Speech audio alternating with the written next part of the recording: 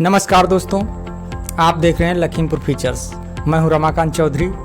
आज हम मिलवाएंगे आप सबको एक ऐसे व्यक्ति से, ऐसी पर्सनालिटी से जिनको क्षेत्र में काफ़ी दिनों से समाज सेवी के रूप में जाना जा रहा है।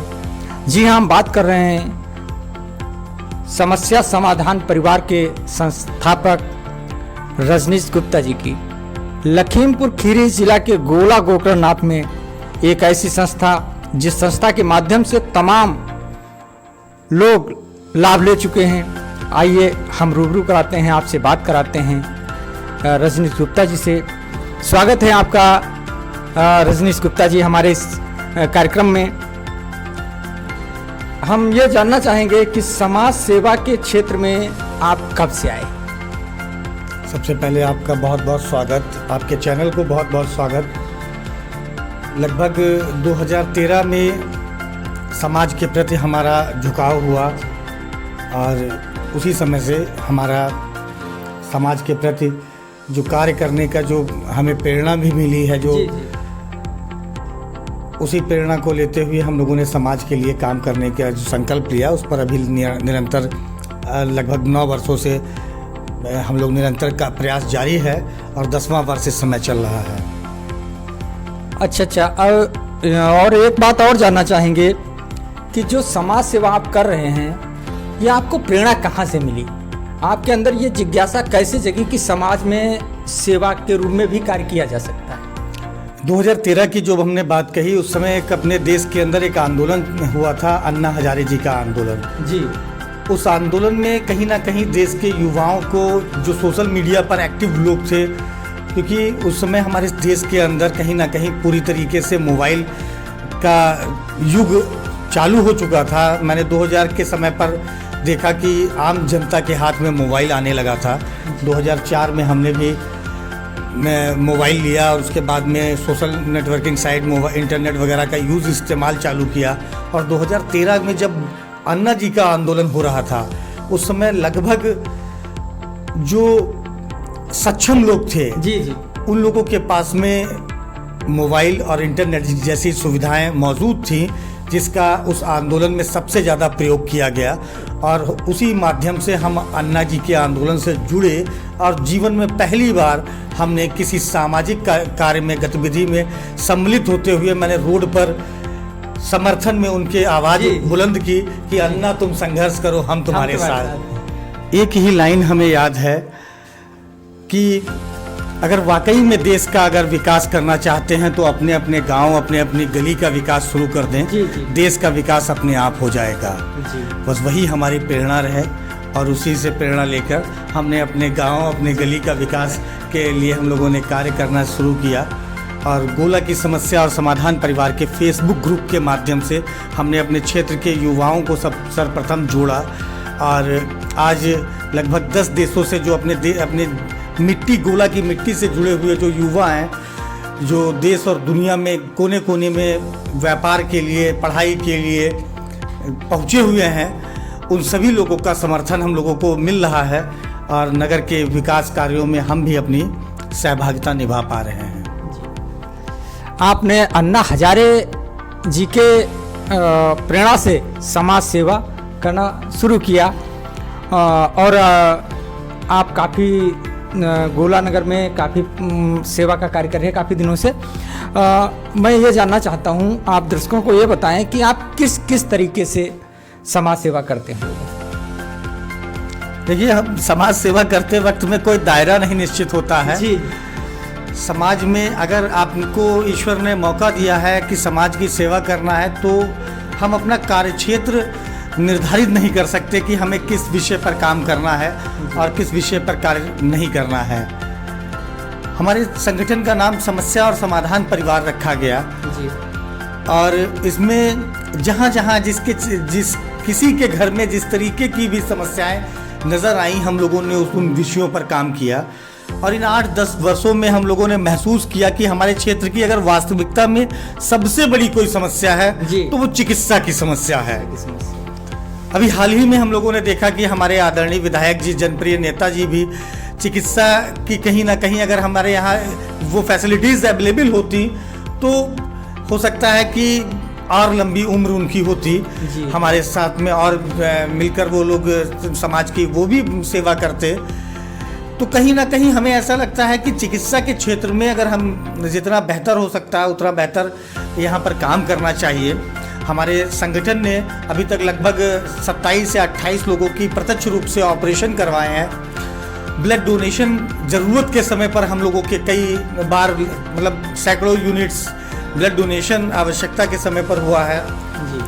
और कोरोना काल में भी ऑक्सीजन, वैसे तो 2017 से हमारे पास में ऑक्सीजन सिलेंडर की व्यवस्था है जी। और जनपद की सबसे पहली ऑक्सीजन कंसंट्रेटर मशीन हमारे समस्या समाधान परिवार को कोरोना काल के समय पर हमारे अमेरिका से सहयोगी हमारे संगठन के ही संजय पटेल भैया जी हैं, उनके सहयोग से, और महेश गुप्ता जी ब्रांड गोदाम वाले भैया जी के सहयोग से जनपद की पहली ऑक्सीजन कंसंट्रेटर मशीन हमारे संगठन को प्राप्त हुई। उसके बाद में दूसरी भी ऑक्सीजन कंसंट्रेटर मशीन आई।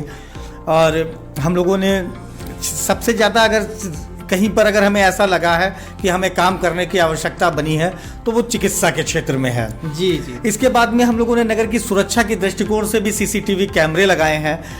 नगर के गरीब तबका अगर किसी के घर में अकस्मात कोई घटना दुर्घटना हो जाती है और मुखिया अगर नहीं रहता है जी, तो उसको हम लोग पेंशन योजना के तहत हम लोग तुरंत तत्काल में लाभ पहुंचाते हैं और आगे की उसकी पेंशन योजना जो सरकारी लाभ जहां से भी मिल सकता है उनको लाभ दिलाने का हम लोग प्रयास करते हैं। जी। नगर की नारी शक्तियों के लिए, महिलाओं के लिए भी हमने अपनी बहनों के लिए भी स्कूलों में सैनिटरी नैपकिन वेंडिंग मशीन्स इस तरीके की व्यवस्थाएं स्कूल के टॉयलेट्स में लगाने का प्रयास किया है। भविष्य में और बड़े स्तर पर भी इस पर काम करने का हमारा लक्ष्य है।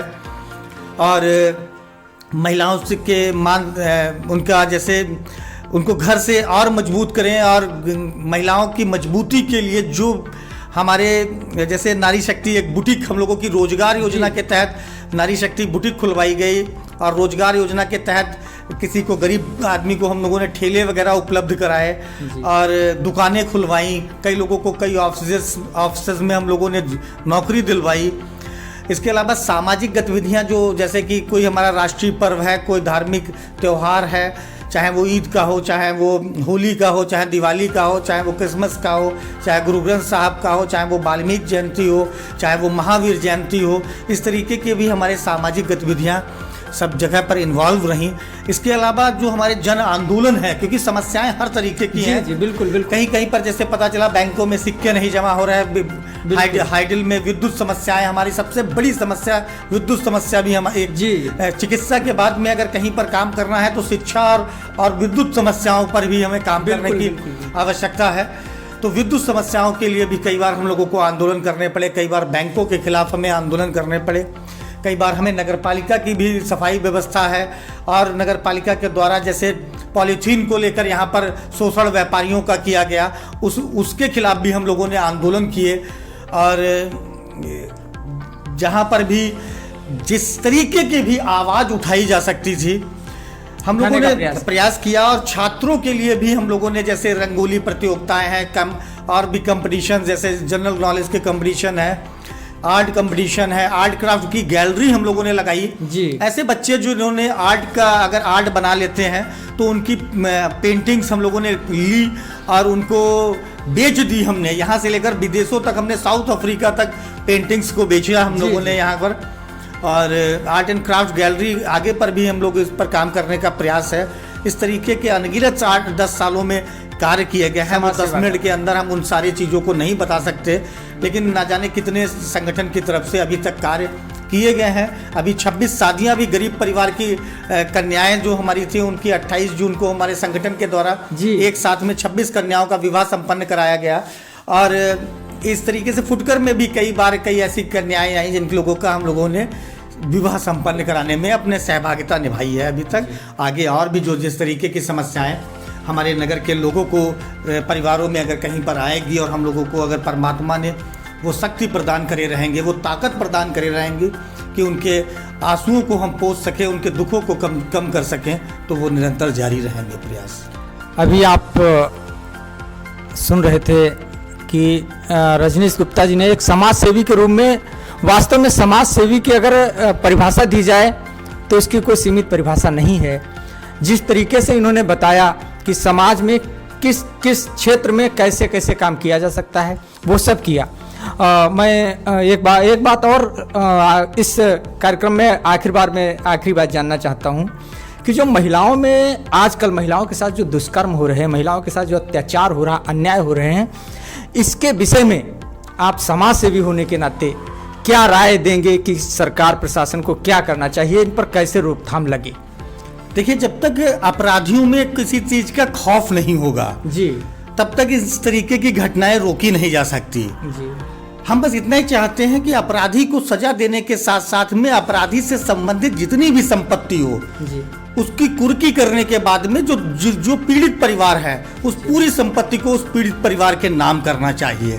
क्योंकि जब तक उसको पूरी तरीके से अपराधी को हम समाप्त नहीं करेंगे, समाज के अंदर वो संदेश नहीं देंगे कि हम अपराधी को किसी भी सूरत में नहीं बख्शा जाएगा, क्योंकि वो हमारी बहन और बेटियों का मसला है। बिल्कुल, बिल्कुल। क्योंकि हमने देखा है कि कई बार हमने देखा कि उनके साथ में दुष्कर्म तो हुआ ही हुआ, साथ में उनको बाद में उनको मार डाला गया। जी, तो इस तरीके की जो हिम्मतें लगातार निरंतर हम देख रहे हैं कि समाज के बीच में जैसी घटनाएं आ रही हैं, इन पर अंकुश लगाने के लिए पूरे समाज के अंदर एक खौफ भी होना चाहिए कि सरकार का हम उनको डर होना चाहिए, प्रशासन का उनके अंदर डर होना चाहिए, कानून का उनके अंदर डर होना चाहिए, वरना ये इसी तरीके से जघन्य अपराध निरंतर जारी रखे जाएंगे। इसलिए हमारा बस इतने सुझाव है कि अगर इस तरीके की कोई घटना करता है भविष्य में, तो उसकी संबंधित जितनी भी संपत्ति है उसको पीड़ित परिवार तक पहुंचाई जाए पूरी तरीके से। अभी आप रूबरू हो रहे थे समाज सेवी रजनीश गुप्ता जी से, और जिन्होंने समाज सेवा के रूप में बहुत सारी बातें की और किस किस तरीके से समाज सेवा की जा सकती है, महिलाओं पर हो रहे अत्याचार कैसे रोके जा सकते हैं, इन सब विषयों पर इन्होंने जानकारी दी।